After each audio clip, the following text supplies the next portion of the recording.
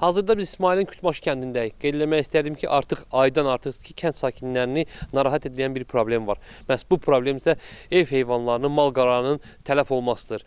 Son bir neçə gündə müəyyən olub ki, heyvanların tələf olmasında əsas səbəb isə heyvanlar arasında quduzluğun yayılmasıdır. Quduzlaşma gedir.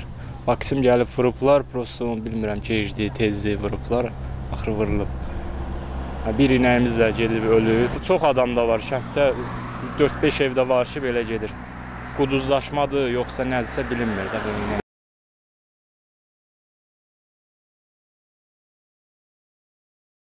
Bizim inəklərimizə quduzluq düşür. Biz 3 dənə inəyimiz tələf olub yəni. Bununla bağlı bir tədbir görməyə xahiş edirik. Qoşun inəyin biri harasa bir ay bundan qabaq öldü.